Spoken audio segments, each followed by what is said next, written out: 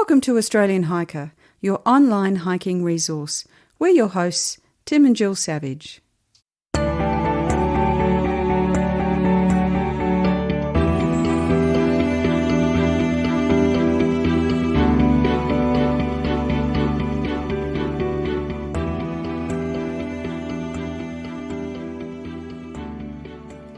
This is episode 169 of the Australian Hiker podcast. And in this week's episode, we're going to be talking about the Great North Walk.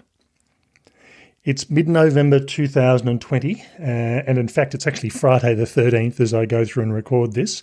And tomorrow I start my journey from Newcastle to Sydney on the Great North Walk.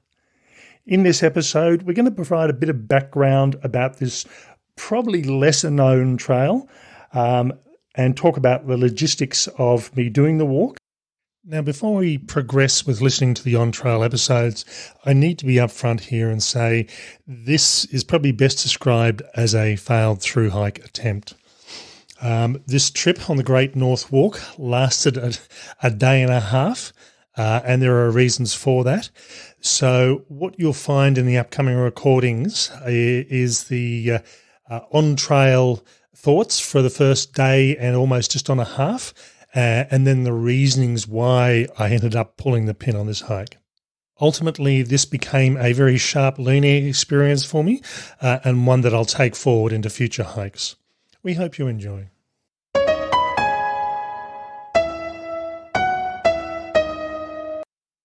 Now, just providing a bit of background information on the Great North Walk. This trail, as I mentioned, runs between Sydney and Newcastle for a distance of 260 kilometres. This track or trail was instigated as part of the 1988 bicentennial projects, and along with Australia's longest trail, the Bicentennial National Trail, was opened up in 1988. Funnily enough, this trail tends to be not as well known, and I know this is probably not really providing much evidence of this, but when you hear people talking about long-distance trails, it's trails like the Bibbulmun Track, the Hyson Trail, the Bicentennial National Trail, or the Australian Alps Walking Track. This is one of the lesser-known long-distance trails in Australia. For most people, In doing my research for this walk, I discovered that the majority of people appear to do this walk in sections, and there is actually a website and a Facebook page for this walk, and people's comments and reactions seems to be that they're doing sections of it at a time. They'll do a weekend and come back later on and do another weekend. The walk itself starts in central Sydney and runs through to one of the wharves in Newcastle. And again, as far as I can tell, most people do this walk from Sydney running through to Newcastle. And there is a reason for that, which I'll talk about in a moment. The walk takes in a number of New South Wales well-known national parks, as well as state forests and Crown land, with the majority of the walk being on formed trail or management road. Now, from my perspective, I usually do not do long-distance hikes at this time of the year. I have a preference for daytime temperatures of around about 12 degrees, and when you're hiking, you will keep yourself warm, and I'm a strong believer in it's easy to get yourself warm, it's not so easy to cool yourself down. So the reason that I chose this time of the year, that I was supposed to be walking on the Australian Alps Walking Track, and you generally try and avoid the snow unless that's a deliberate choice. So for that track, you tend to start mid to late October, early November. So I found myself with 4 weeks holidays, and I didn't want to not do a walk, so I ended up choosing the Great North Walk. Now, in cancelling the Australian Alps Walking Track trip due to COVID and due to bushfires, I was left with trying to find a walk that met a few criteria. One of those, particularly at this time of the year, or particularly now, is that it had to be accessible from a COVID perspective. I was looking at a number of walks, and I needed to make a decision about a month out just to make sure I had everything in place. So this was probably the only walk that I could be guaranteed of being able to cross borders and not be restricted in my movement. The other issue that was applying to a lot of the tracks in Australia is due to last summer's bushfires. There have been a lot of damage to a lot of national parks, all up and down the east coast of Australia, Western Australia, South Australia in particular. So it was very hard to find a walk that I could actually do that wasn't severely damaged. And there were a number of walks that I looked at that there's still large sections closed. So I opted to look at something that was New South Wales based. I'm looking at doing the Hyson Trail in a couple of years' time, but typically it will close to walkers around about mid to late November because the heat gets so intensive and the fire danger becomes so high. They don't want people wandering around in the middle of the bush, basically, when there's a fire coming through. My reason for choosing the north to south direction, and for those of you that have been following Australian Hiker for a while, I'm a strong believer in walking home. So my view is I don't like walking away from Canberra. I always like walking to it. And it's purely an arbitrary sort of decision, but it's just one that's just in my psyche. That's just the way I think. The other reason was that we have family in Newcastle. So Jill, my wife, is going to be dropping me off at the trailhead and she'll visit family at the same time. It means that when she picks me up in Sydney, the drive up from Canberra is going to be much shorter. So it just made sense logistically. I've decided to do this walk as an 11-day walk. And if you go to the guidebook, and there's quite a good guidebook, which I'll review after this walk, but the guidebook provides a couple of mainstream options, if you like. One's an 18-day and one's a 12-day trip. And there's a few other different options as well. But I've looked at this as doing it as an 11-day walk.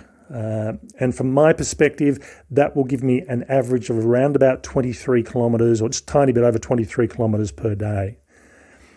Usually when I'm doing long-distance hikes, I try and do around about the 30 to 32 kilometres a day. So this one will be not as rushed or not as pushed as some of my other walks tend to be. The other issue that's also occurred at the moment due to COVID is New South Wales government have requested that people camping in their national parks, in their state forests, on Crown land, provide an indication of where they're going to be staying. This is so that if there's an outbreak of COVID, they can go through and link back who is staying at what particular campground on what particular night. Now, I will have a bit of variability as far as my distances are concerned, and in fact, my first 2 days are some of my bigger days. First day is pretty much spent walking out of Newcastle, and I'll be staying at a caravan park on that night. The second night was actually due to be my shortest day of the whole trip, because I find when I'm doing long-distance hikes, the first day I actually don't have problems doing, but I feel the pain of it, if you like, on the second day. So I find the second day is always the hardest day on any hike for me. What's happened in this instance, I'd planned a short day of roughly around about 15 kilometres and discovered that the accommodation, which is a small hotel, is not open for business at the moment. I'm not quite sure why. Whether it's due to the fires from last year, whether it's due to COVID, I'm just not sure. So it means that where I was planning on stopping really wasn't a suitable camping area or accommodation area. So I've opted to do a long day, and on my second day I'm doing roughly around about 28 kilometres, and I'll stay on at one of the designated state forest campgrounds. That then provides me with my shortest day of the trip on day 3, and just by sheer luck, it's worked out to be really a good thing, because the forecast for that, which is the Monday, is for 36 degrees Celsius. And as much as I have walked in those temperatures, I prefer not to.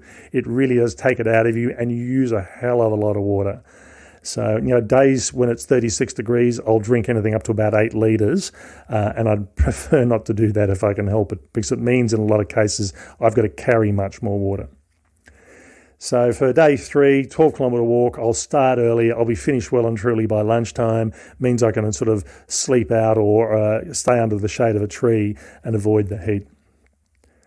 Food-wise, I'll be carrying food for 10 days, and even though it's an 11-day trip, my first day I'll be having breakfast in Newcastle. The last day I'll be having lunch and, if necessary, dinner in Sydney, so I'll be able to stop off at a store or a takeaway or a shop somewhere and grab some food as I go.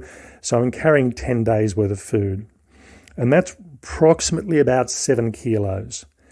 Usually my preference is to carry around about 8 days of food. But again, because of COVID, it just made sense just to add the extra 2 days in.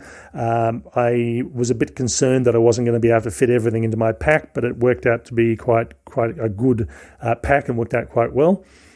Yes, it's a bit of extra weight, but I'll shed that relatively quickly. In the first 2 days, they'll drop back to my normal maximum of 8 days worth of food. It means that I don't have to rely on doing pickups or having someone drop me food off or mailing food boxes ahead. It was just a much easier process just to carry everything at once.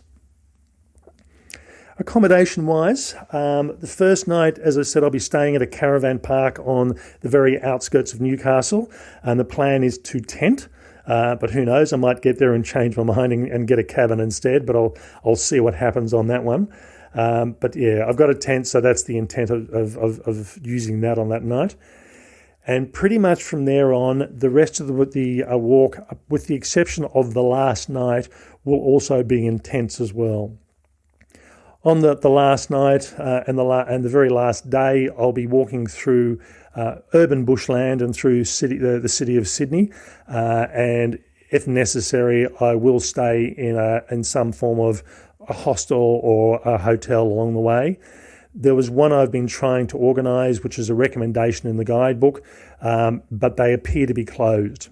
The website doesn't say about them anything being closed, but no one's answering the phones, no one's responding to emails over the last couple of weeks. So I'm guessing there's just no one there to take things into play. And given, again, that because of COVID, they haven't been really being able to access a lot of these campgrounds, I'm guessing they haven't quite opened up just yet. As per usual on this hike, I'll be recording my thoughts as I go if I come across other hikers. And in all honesty, I will probably expect to come across other hikers on the weekend, but not necessarily so much during the week, but we'll see what happens. I know there are people out on trail at the moment, so who knows, if I can get a chance, I will interview them as I go, just to give you my idea of what my thoughts are and what I'm actually thinking of this trip. As usual, I'll do a full write-up on this trip at the end of the walk with all the logistical information to help provide a bit of background for people looking at doing the walk themselves.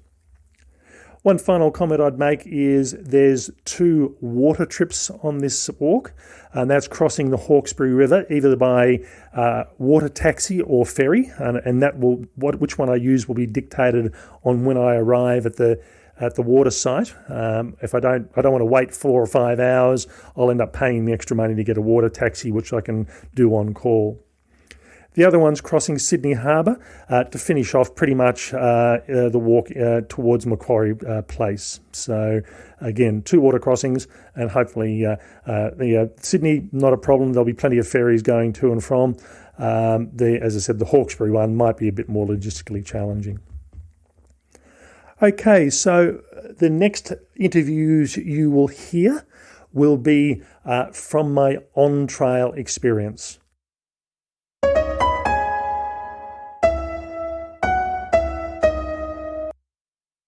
So it's Saturday the 14th of November 2020, and I've been walking for around about 45 minutes on the Great North Walk, heading from Newcastle down to Sydney.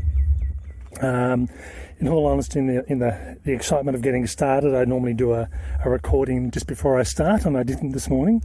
But I've taken a break, just gone through King Edward's Park, and I'm just sitting up the top of the hill, which is pretty much what I've been doing since I left the Queen's Wharf, is walking through the streets of Newcastle, heading through the local parks, heading uphill onto the headland, and I'm just about to go around the corner and start heading along the coastline proper.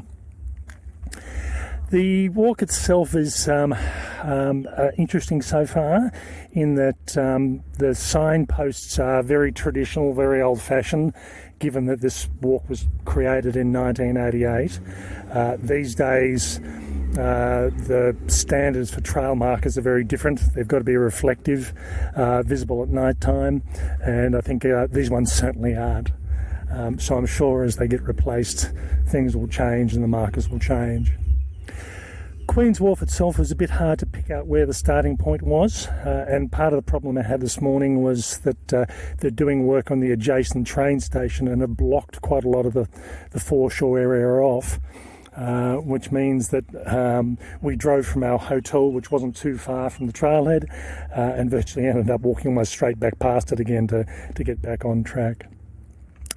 Looks like it's going to be a warm day today, not too bad so far. I think the forecast is for high 20s, same tomorrow, and then Monday is the day I'm not looking forward to, is 36 degrees. But I do have a short day that day. All right, I will keep on going.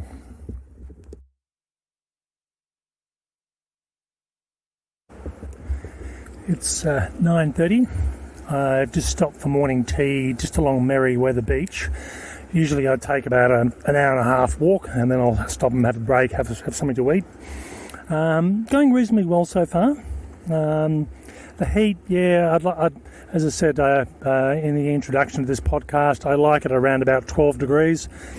It's easier to get warm. It's not so easy to cool down.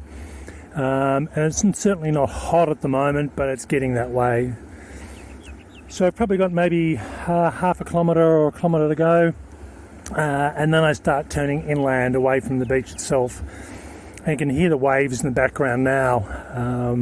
It's quite a pleasant day. There's a lot of people on the beach, a lot of people walking along the foreshore.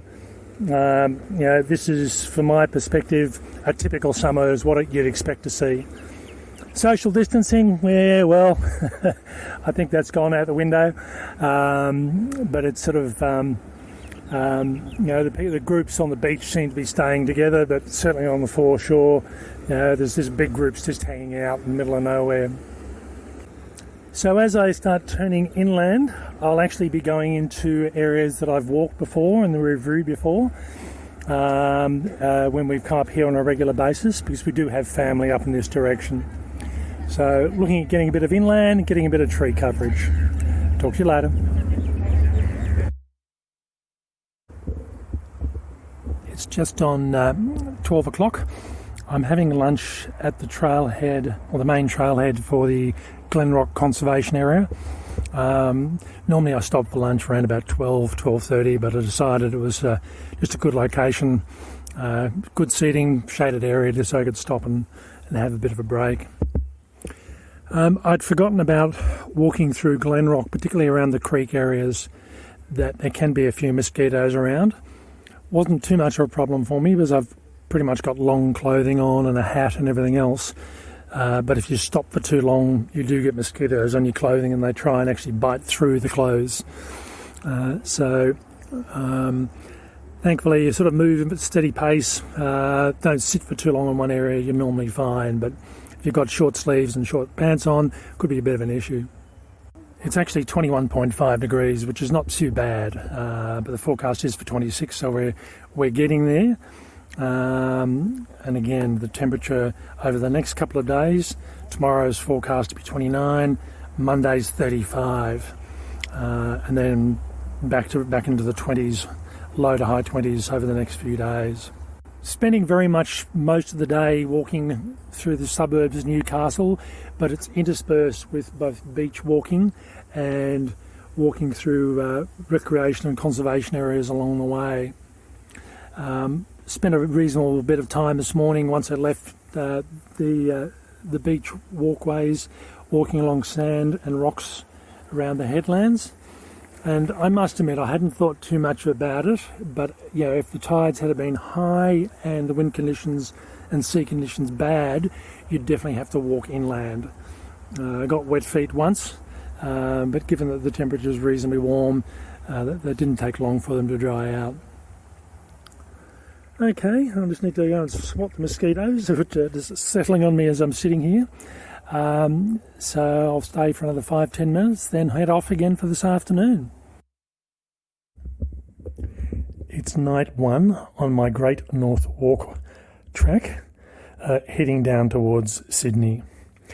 Today pretty much went as I thought it would. I had planned on doing 25.3 roughly kilometres, and that's what my GPS told me that I ended up doing.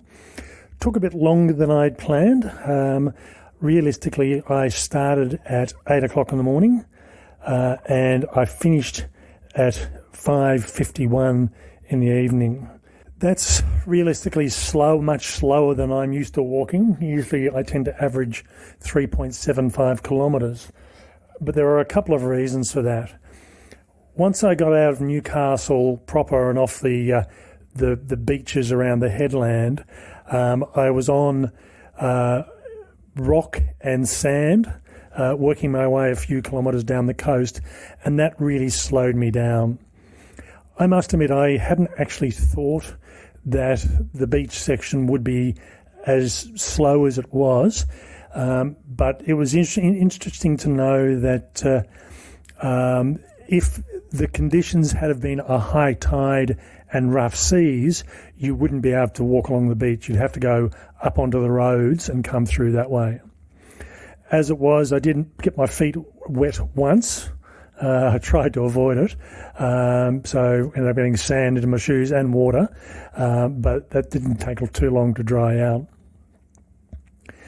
The other thing was as well is I am heavier than I like to be by around about 8 kilos, and that certainly slowed me down. And that's fine in some respects, because I will average losing around about 3.5 kilos per week.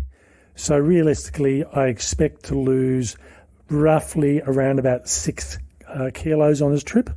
And in some respects, I'll lose that 6 kilos. I'll also lose about 6 kilos out of my pack with food. So on the last day, I will be travelling reasonably quickly. Now, I've chosen to do this walk north to south, but that's more from a psychological perspective from my point of view. I do just like walking home, but what that has meant is I'm doing the hardest section first, because once I get to roughly about halfway, the elevation change is a lot less. And as I said, by the time I get to that last half, I've lost a reasonable chunk of weight from my food. So I think if you live in Sydney or you live in Newcastle and you're doing this walk, and you're not too fussed about where you finish, because really those two cities aren't too far apart, and you can actually get a train back one way or the other. So, you can get a train back from Newcastle to Sydney or vice versa, so it's not as big an issue. For me, it was really a matter of I'm having to drive back, or someone's having to pick me up and drive back to Canberra at the end of it. I've given up on buses. I do not fit in the buses. I need 2 seats. So the buses are made for people that are about up to 6 foot tall and weigh probably about 50 kilos, because even with my shoulders pressed hard up against the window, I'm halfway over into the next seat. Not much I can do about that. I found that over the day, I was eating on a fairly regular basis, but one of the things I did learn is the water is a bit variable in this first section. And in the write-up of this podcast, I'll go through and identify where the water sources are. And in many respects, there's good water at the start, there's good water at the end of this section that I did today. It was just the middle section that tended to be an issue. There's water bubblers virtually right the way along the beach area, so you can afford to drink as much as you like and drink out of bubblers pretty regularly. The same can be said as the last half. Once you get onto the last half, you start picking up a number of parks and also shops as well on the last section of this walk. So you're providing a lot of access to water and food as well. Same can be said of food on the first section of the trip as well today. Lots of food, lots of places to stop for coffee, for lunch, if you really feel like it. It was the middle section that tended to be the issue, and these were the sections that walk between the suburbs, I suppose. Expressways allow you to pick up bushland between the suburbs. So you're walking on roads through suburbs for a relatively short section, then you're walking through bushland, then you're back out onto roads again. So it's quite interesting in that respect. So I think, certainly the first day in particular, you really are going through and spending a lot of it, probably 50-50 walking through suburbs, walking through bushland. Tomorrow I expect it to be a lot less. There will be the last section of Newcastle as I walk out and enter Watkins National Park. And from there on, I've got pretty much bushland until I start approaching Sydney proper, and then I start picking up the suburbs and picking up housing. And then on the last day in particular, that's pretty much all it is. The other thing that I've done is I had planned on staying at the caravan park at the end of Lake Macquarie. And Jill, who's up here for the weekend, came and met me, and I thought, well, she's staying in a hotel, I'm staying in a tent, may as well get her to pick me up, and she did. She picked me up at the entrance to the caravan park. I'm staying in the bed again tonight. She'll drop me back at the pickup point from tomorrow, and I'll continue on pretty much camping from now on. I don't mind doing this sort of thing. I mean, as with a lot of the bigger trails, things like the Bibbulmun track, it's not unusual to be staying in towns every 5 or 6 or 7 days. So this is just one opportunity to do that because, as I said, really today was spent walking out of Newcastle for a great deal. I'm planning on getting a relatively early start tomorrow, so instead of walking by 8 o'clock, I plan on walking at 7 o'clock. And the reason for that is today temperature got up to around about 23, 24, and that did sort of take it out of me a bit. And again, partly due to, I'm not a big fan of heat, and I'm not a big fan of hiking in midsummer. As I said earlier on in this podcast, I prefer the temperature to be around about 12 degrees, and that's comfortable hiking temperature for me. Tomorrow is going to be 29, so I've also got a big day. I've got a day where I'm walking just over 28 kilometres. And the reason for that is that the hotel that I was planning on staying at isn't open. So really it's sort of the next available campground. I do pass a couple of others, but means I'll walk to my second stop, making it for a long day. But that's a good thing because Monday the forecast is 35, 36 degrees. On Monday I've only got a 12 kilometre walk. So I'll start walking by 7. I'll be finished by lunchtime. Means I can set up my tent, get out of the sun, have a bit of a rest and a relax during the hottest part of the day. The other thing that surprised me on this walk so far today is I expected there to be a lot of flies, and for the flies to be the issue, that wasn't the case. It was the mosquitoes. Now I hike with long sleeve top, long pants and a hat, so the only exposed area was really my hands and my face. Having said that, I've got a 150 gram merino top, and the mosquitoes can actually get through that. They sort of land on you, they sort of work their way through the weave, and then when you realise you feel a bit of a prick, you go through and squat them because they're firmly attached. So I found that if I was taking a break, which I was doing quite regularly, if I stayed there too long, I'd have dozens of mosquitoes trying to bite me. So when I was taking a break, it was a short break, but I was doing it, and that would allow me to lose mosquitoes until next time I took the break. I'd stay there, and again, they'd find me again, and I'd have to keep on walking.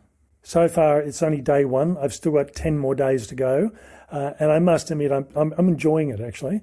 I was comparing it to the human hovel track, which is a similar sort of track, but I think in all honesty, if I had to pick only based on one day, and this may change, but based on just the one single day, this would be the track that I'd love to do again, if I was going to do a walk a second time.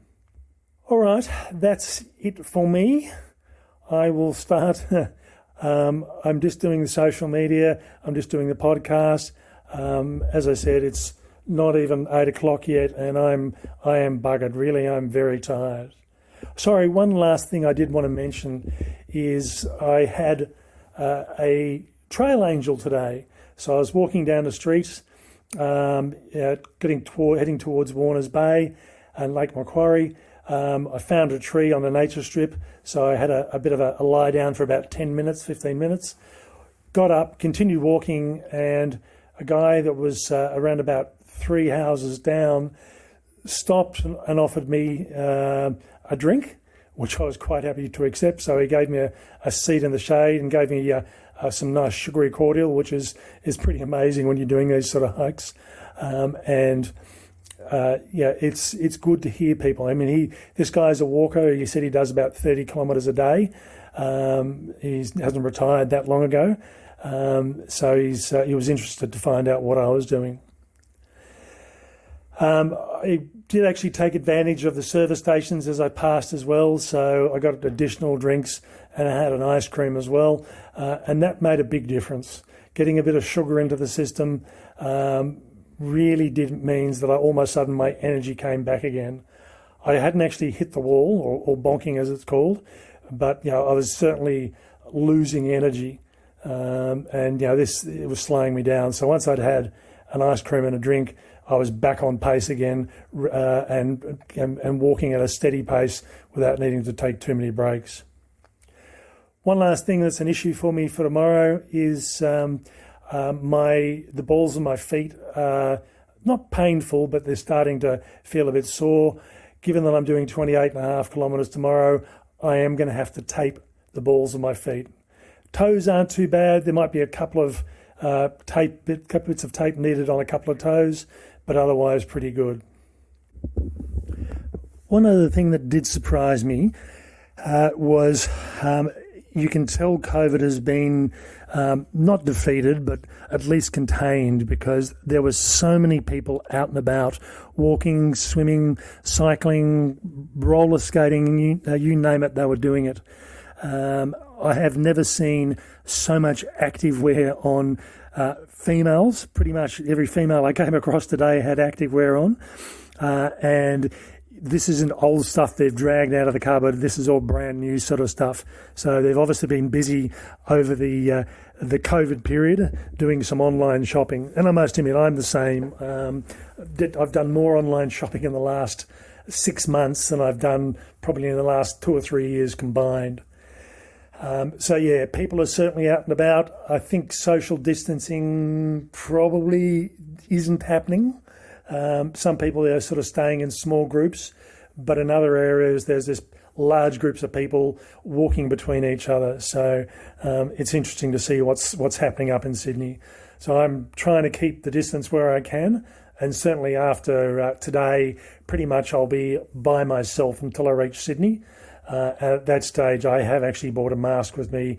I do need to get on public transport a couple of times, crossing the Hawkesbury and crossing Sydney Harbour.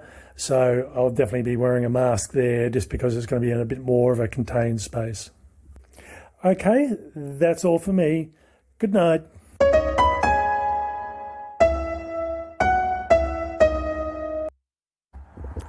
It's 7:20 on day 2, and I'm back to where I finished yesterday's hike, which is just outside the caravan park, and I'm about to head off for roughly a 28-kilometre day. Forecast for the temperature-wise is 27, 28 degrees. Yesterday's temperature was supposed to be about 24 and it didn't quite get there. I'm hoping it'll be the same, but there is a large high pressure front coming through that's bringing lots of hot weather with it. Hence the really hot day tomorrow and hopefully the short day. Might be able to hear the cars. Where I am at the moment is just on the main highway.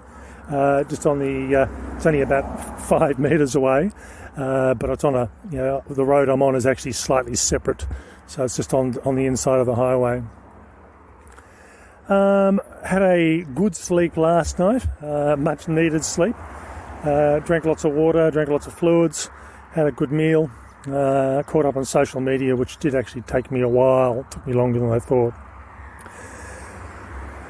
Okay, heading off for the day.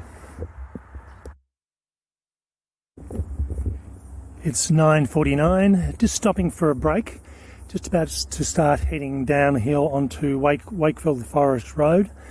And once I've gone under, I'm guessing, the M1 highway, I'm pretty much in bushland for most of the trip until I start getting close to Sydney.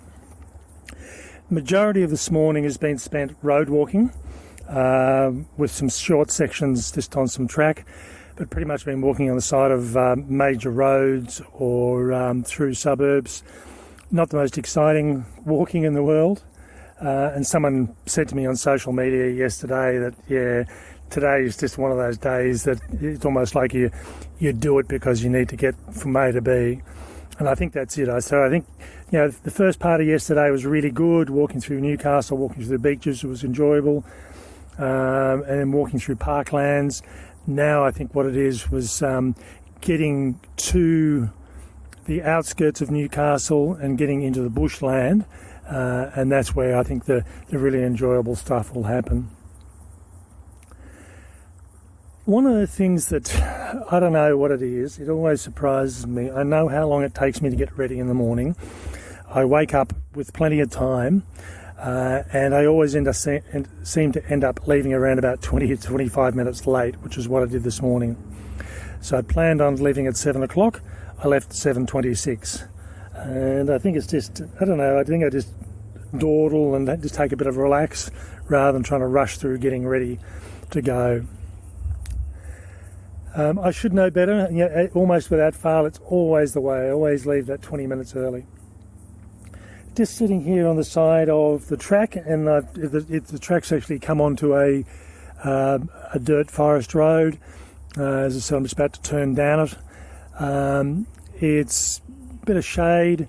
I can hear the highway down the hill, and unlike yesterday, where every time I stopped for more than a minute or so, I was covered in mosquitoes.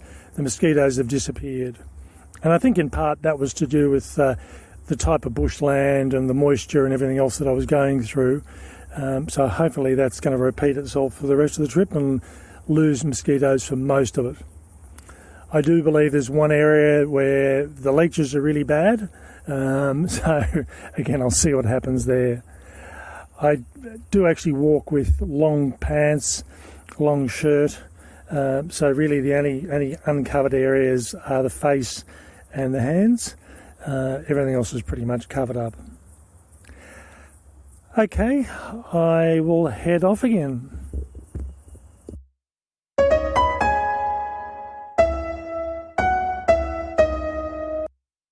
So in this final section of this podcast, we just want to go over a few things. We'll talk about the trip itself, or at least the section of the trip that I went through and did, and then we'll talk about my reasons for quitting the hike, which will probably make up the majority of what we're going to talk about in this last section. From my perspective, the day and a half that I did on this trip was actually quite an enjoyable trip. The first day and a third, if you like, was spent walking out of Newcastle, but it was quite interesting. Even though I've got family up in Newcastle itself in that area, I'd never actually walked around the city, and it was interesting to see.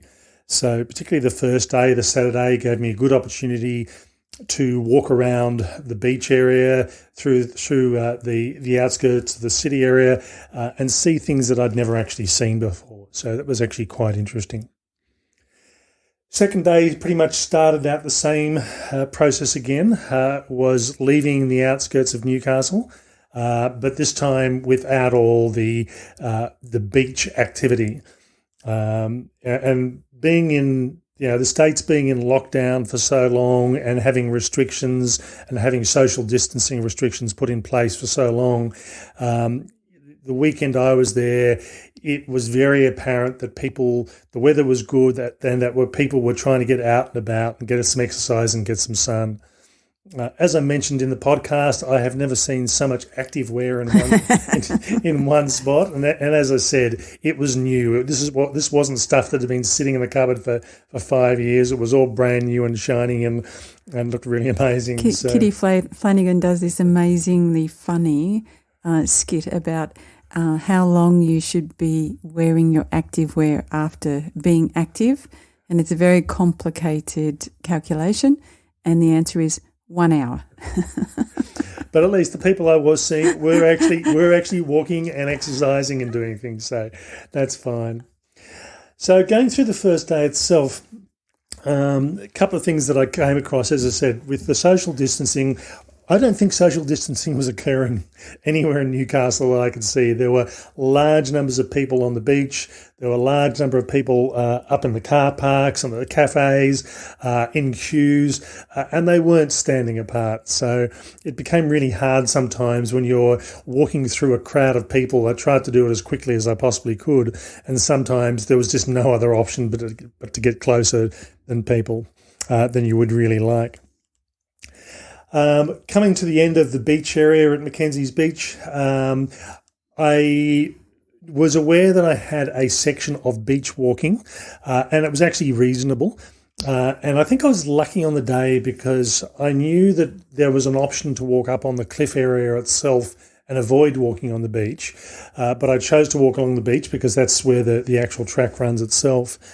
And I think if the tide had been higher than it was, I would have had to have gone up because I did manage to get my feet wet once.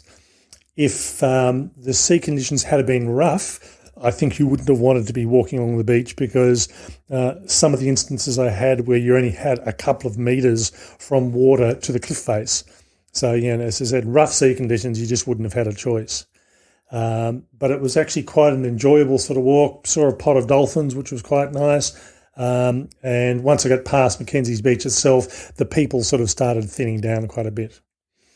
From there, I walked into, I hadn't actually walked that section of the beach, but I walked down to the Yulburra walking track, which actually takes you down to the ocean, and we've gone through and reviewed that in the past. So I got to walk it back up to the main car park there at the trailhead, which was where I had lunch.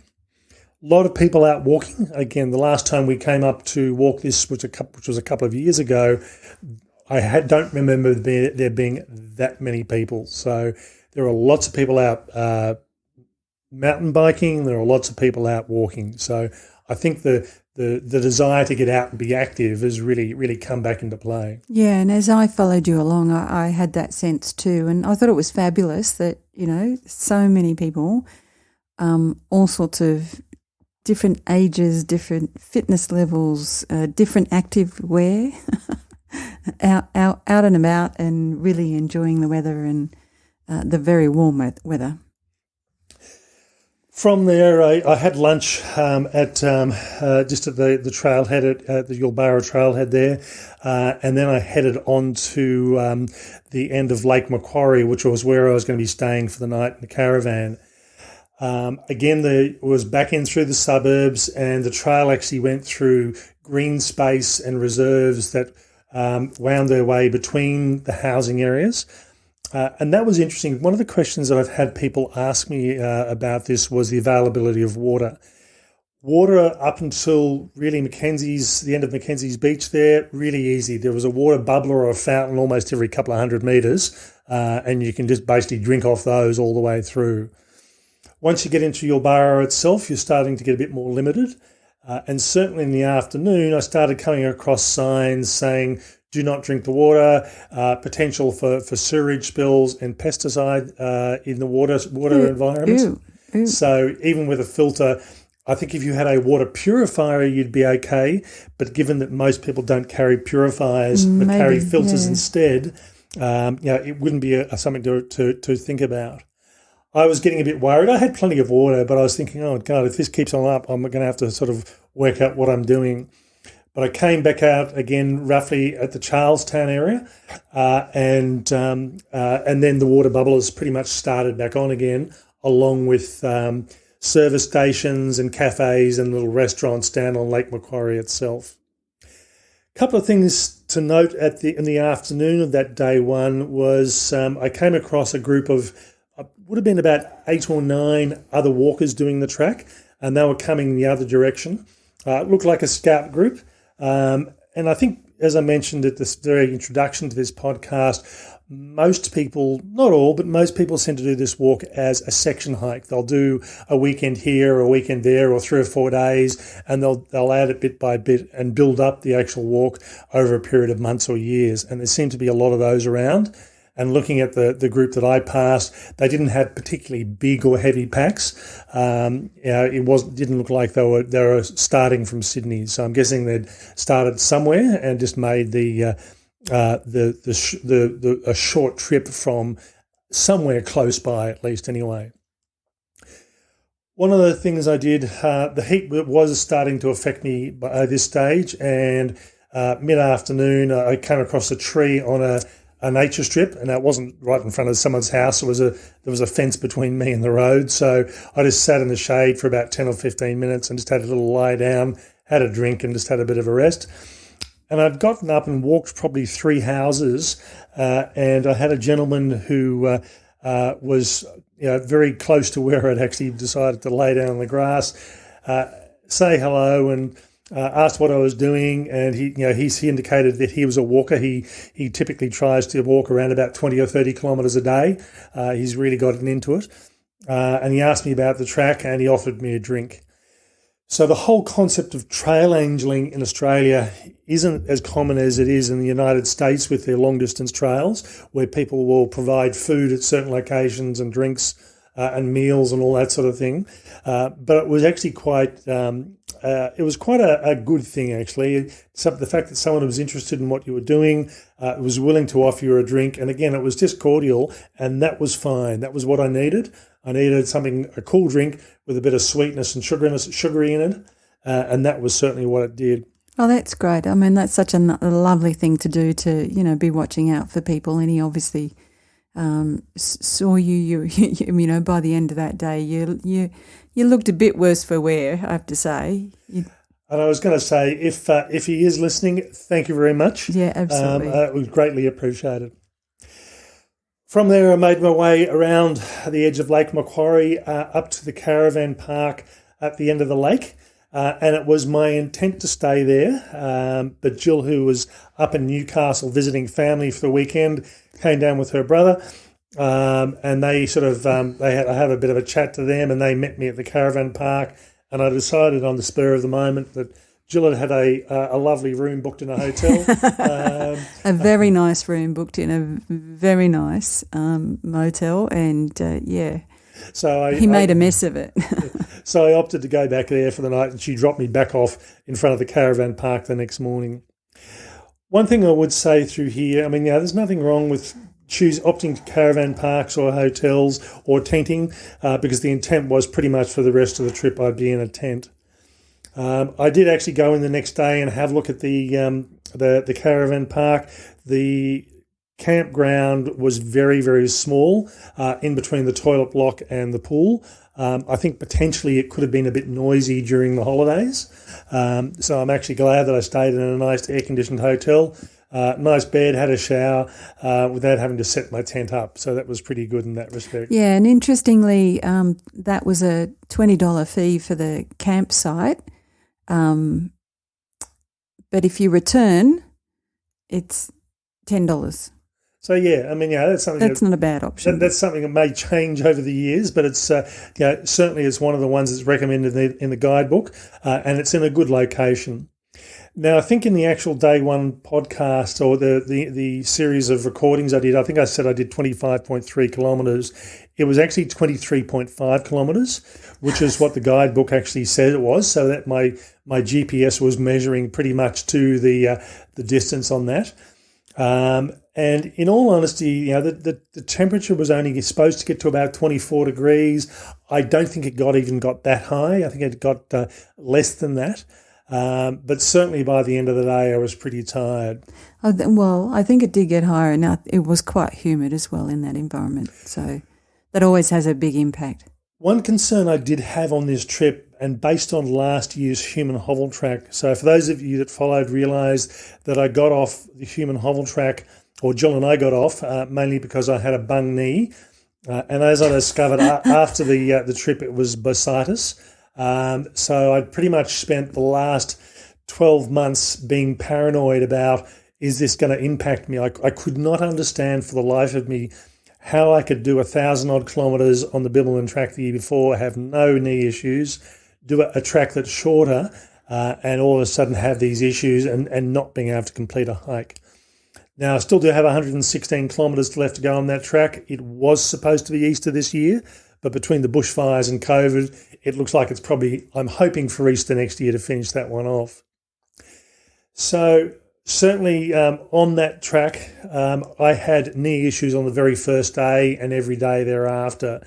On this trip, not a problem. I'd gone through and spent enough time and effort doing the right exercises and getting the right level of fitness in the right areas to overcome the issues that I was having with the bursitis, and that worked out really well.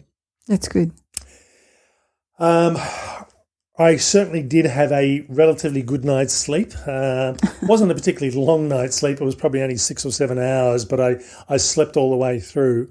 By the time I went through and I did actually eat my hiking meal. By the time I did that, and catch up on social media and do a podcast recording at the end of the day.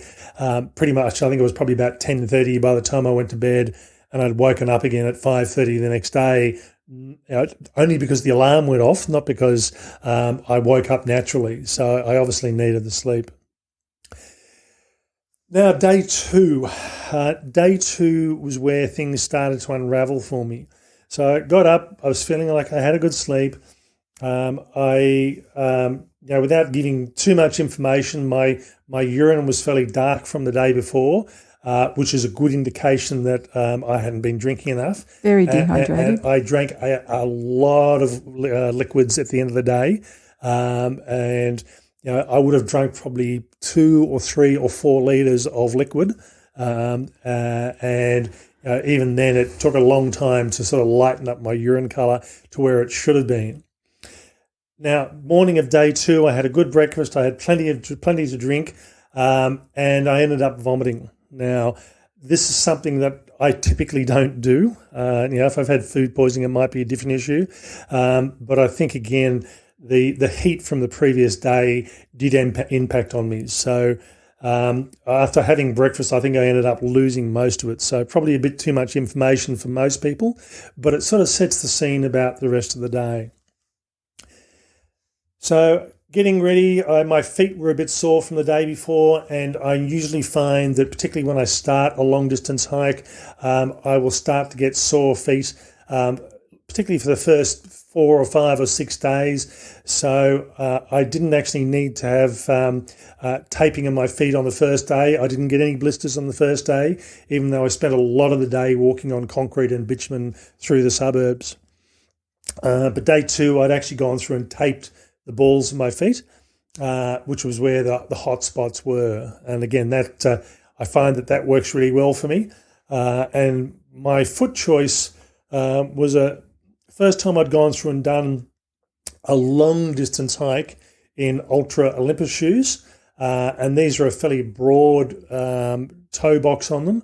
And they, for the first time in many years, I hadn't had blisters on my toes. So they were obviously a good choice for this particular hike, for me at least anyway. Yeah, it may not be for everybody else, but certainly for me, and the sort of the padding and the comfort I need on my feet, they worked well. I mentioned this in the day to start that I don't know what it is. I know exactly how long it takes me to get ready in the morning. I set my alarm. So in the case of day 2, I set my alarm for 5:20, and I still ended up... You faffed about. Still ended up leaving, yeah. And I think that's the thing. I still ended up, by the time I got back to the start of the trailhead, I didn't leave until 7:26, and I'd planned on leaving at 7. Almost without fail, I always leave about 20 to 30 minutes later than I'd planned. I just get, That doesn't happen when I'm with you, Tim. So yeah, it's something I'm aware of, and it doesn't matter what I do. It's just the way I am. So I probably need to get up at 5 o'clock to leave at 7. I think, allowing 2 hours, because in all honesty, taping my feet takes around about 20 minutes. If I'm doing a full tape, even doing the balls, my feet is close on that. So it does sort of slow me down a bit. Started off the day quite well. In fact, the first section was walking still on roads until I went past, not long past the railway station, and I ended up having an uphill winding bit. I thought, oh, for God's sake. It was steep. It was steep, but just winding up. And I spent quite a lot of time walking along the side of a highway. And as much as in some instances I could walk on grass, in other instances I didn't want to, because sometimes the grass was above knee height. And given the time of the year, I'm thinking if there's going to be snakes anywhere, this is where they'll be. So I was walking along the bitumen, keeping out of the long grass, and dodging traffic as they were coming around the corners a bit too tight. I spent probably 2/3 of the morning walking on the side of a road. Yeah, that wasn't a fun part of the track, I don't think. No, I don't think it was. And I think, I had someone made comment on social media the night before saying the next day is not that great. And sure enough, I agree that section getting from the caravan park through to the conservation areas and the national parks is probably not the best area. I think it's just one of those areas. It's almost like it's a connection point that you have to do to get you where you need to go. I was moving quite well space-wise or time-wise, but early in the morning the temperature was reasonably good. And this is where things started to come unravelled a bit. I mean, I was expecting to have temperatures in the high 20s for that day, and the forecast was into the mid to high 30s the following day. Day 2 was probably going to be the longest day of my trip. And once I'd actually gotten off the main road and into the state forest or state conservation area, I was walking on Management Road, and I was starting to slow down and slow pace as the heat was starting to build up. And realistically, I ended up, to cut a long story short, I ended up making the decision at around about 11 o'clock in the morning that enough was enough, because the pace I was travelling, even though I was travelling at a good pace earlier on, I was getting to the stage where I was having to have a break every 15 to 20 minutes and have a sit because some of the hills were so steep.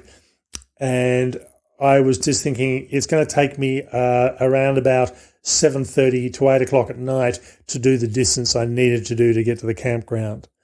And I'm thinking this is just not going to work for me, because if I walk that sort of distance in the heat, it was by the time I stopped, it was actually 28 degrees. And I must admit, I had been looking at Newcastle weather conditions, but as soon as I adjusted my phone to the local weather conditions, the temperature changed a bit. Once you get away from the ocean, you lose those breezes, the temperatures go up a bit. And it was 28 degrees at 11 o'clock. I was thinking I'm not going to be enjoying the rest of the afternoon. I just did not want to be there. Yeah, and I even offered to, so I was following along with the 4-wheel drive, and I offered to take his pack to the overnight campsite, so, he didn't have to walk with the weight. And, when he declined that, I knew that he's not in a good place. He's not in a good frame of mind for this. And I must admit, the actual pack itself, while it was heavy, it wasn't uncomfortable or unbearable. So I was coping quite well with that.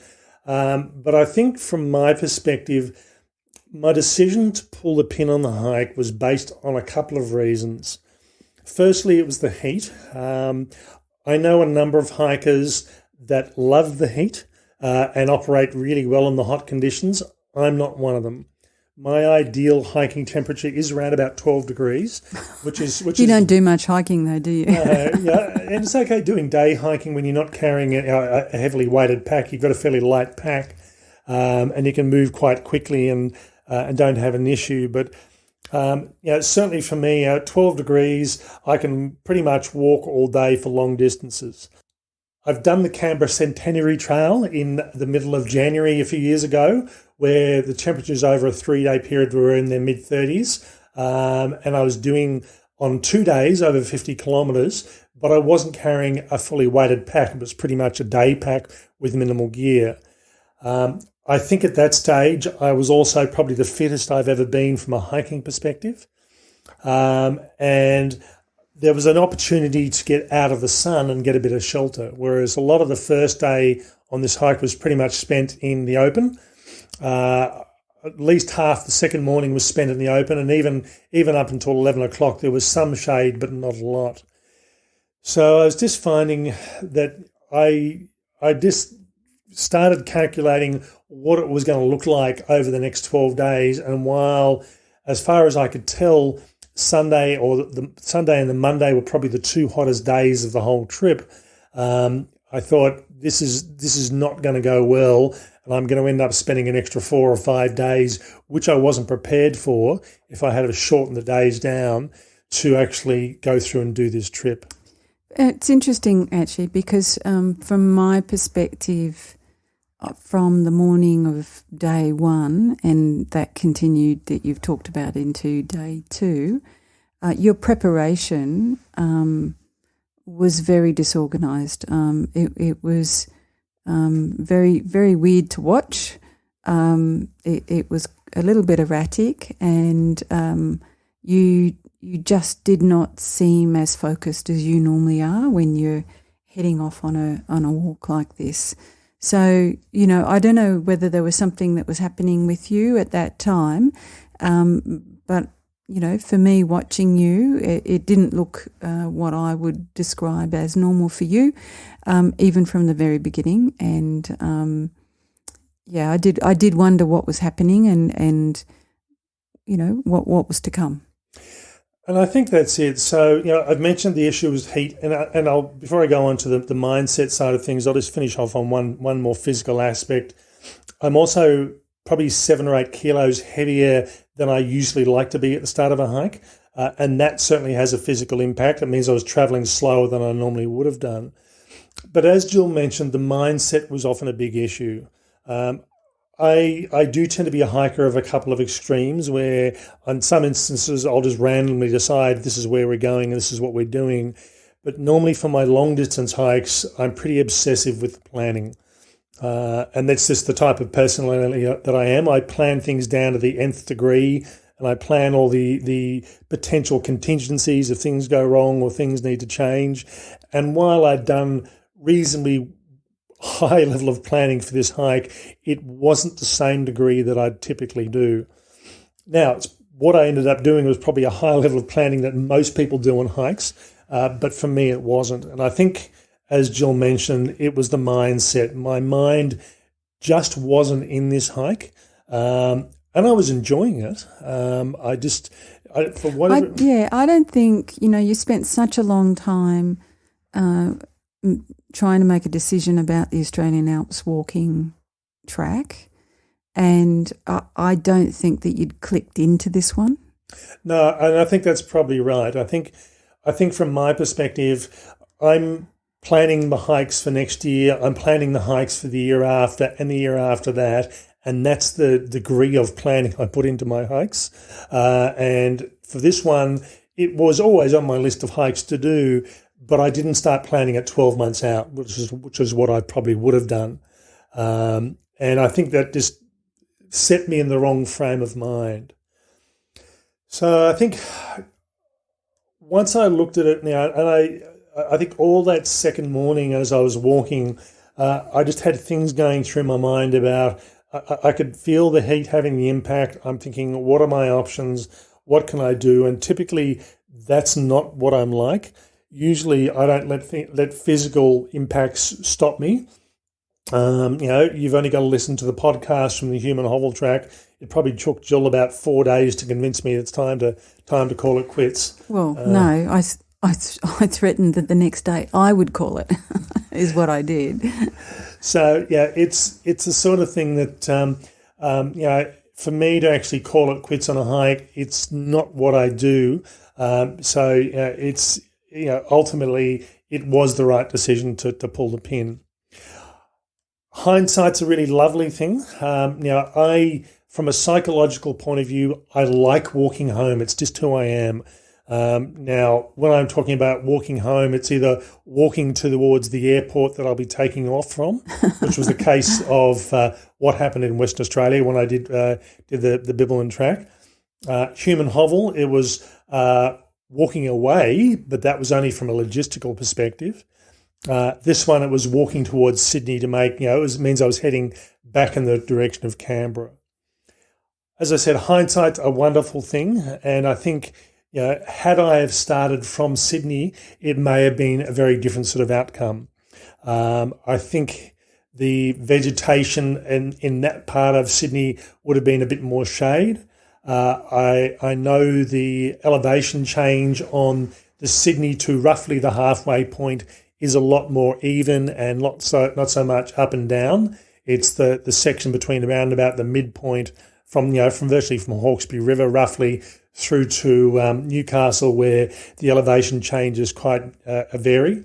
And to give you an idea, when Jill picked me up and we started heading out, we headed out in the direction I was walking, and we got to a point where we have a proper four-wheel drive, and we looked at this section of road, which was Management Road, and we're thinking, no, we could probably get up that, but if it gets worse on the other side, we're going to end up being stuck. There were some very, very deep ruts in the road, which I would have had to have walked up. And rounded but very large, boulders to drive over as well. And I must admit, I'm not fearful of driving through that sort of stuff, but I did stop and thought, I'll just turn around and go the other way. And it wasn't too bad anyway. Didn't take us that long once we'd made the decision to call it. Didn't take that long to get back onto the highway. So the benefit of that distance would have been marginal. The extreme four-wheel driving effort would have been fairly significant, I think. Who knows? I mean, it might have been okay. So basically what I learned out of this, if I had have planned this trip from the start as my long-distance hike of the year, I would have been walking it in June, July, August. It's not as if it's in the snowfields. It's coastal New South Wales or inland New South Wales where you're not getting -5 and 6 degrees, although it can get cold. But I prefer hiking in those sort of temperatures. So certainly, if it had been this time last year, half of New South Wales was on fire at that stage, and there was no way you could have done this walk. So I think I only did it because I had the time off. And the time I had off was that time that was planned for the Australian Alps walking track, which was planned for the ideal time of the year for that trip. So in hindsight, I probably should have just delayed the holidays until probably March or April and done it when the temperatures were starting to cool down quite dramatically. I think the other thing as well, as I said, even though I do like walking home, I think and I will do this walk again at some point, I will do it from Sydney and head towards Newcastle. I was carrying 12 days worth of food, which totaled 7 kilos all up.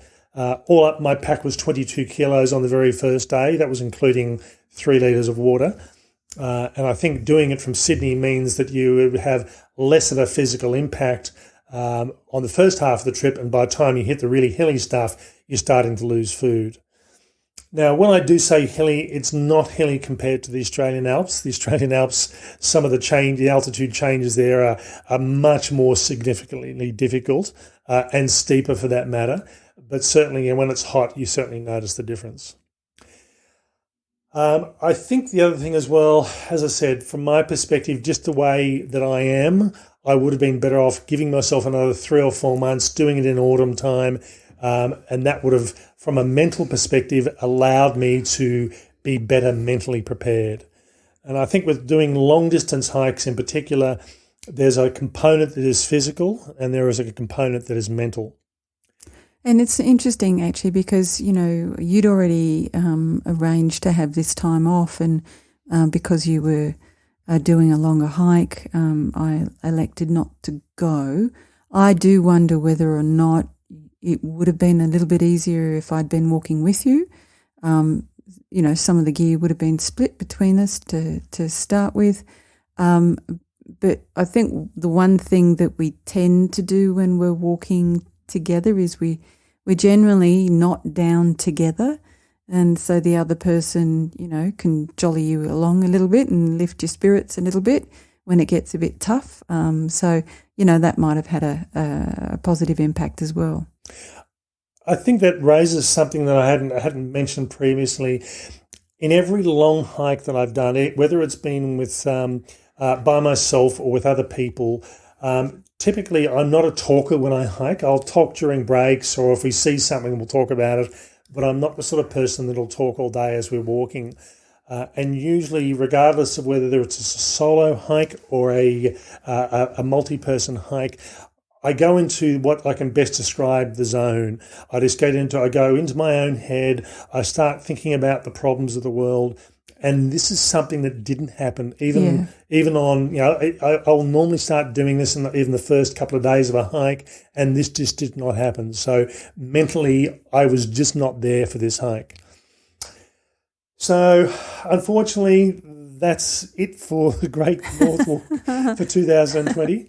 I do have some long hikes planned for next year, and one of them is to try and do the Australian Alps walking track, but I've pretty much done the planning for that already. So I've got another 12 months to sort of rethink and reschedule and think about what it is I need to do for that walk. And I think certainly I might even start I do have to be conscious about snowfields, but I'll probably start to do the walk 3 or 4 weeks earlier than I'd planned this year, starting in mid to late October rather than mid-November. So in episode 112, we actually did a podcast on calling it quits on a hike. And I think for someone that blogs and does podcasting, there's an amount of pressure that I feel that I need to continue. So typically, if I call it quits on a hike, it's probably later than I should do. It really is something that means that if I call it quits, it means that it's really at that stage, because it's not just the first off, I'm having a bad day sort of thing that I pull the pin on it. So it's pressure that I place on myself that nobody else is placing on me. But it's just something that, as I said, if I call it quits, it's definitely the right decision. And I think we actually did a post this morning explaining what had happened, because people found that the interacting map had just stopped working, and that's because I'd stopped walking. And I thanks everyone for their messages and their thoughts. Yeah, that was a really good thing. I mean, it was just, just the encouragement along the way, but also the messages after Tim finished. That was a very positive thing to have been part of. So thank you, everyone, for that. Okay, so that's it for the Great North Walk for 2020, and I will revisit it at some point, but definitely at a better time of the year. We hope you found this podcast to be informative. Again, I think the thing to remember, whether it's this walk or any other walk, if for whatever reason you think that's it, I really can't go on any further, I really do need to pull the pin, don't be afraid to do it. Don't feel pressure that you need to keep on going. Certainly don't quit if you're just having to, you've got a tiny blister on your foot, but stub your toe. But yeah, certainly if you've really gotten to the stage where you think, no, I am not enjoying this, and it's time to go. Certainly, don't be afraid to pull the pin. Okay, that's all for this week. Hope you've enjoyed. Bye for now. And bye from me.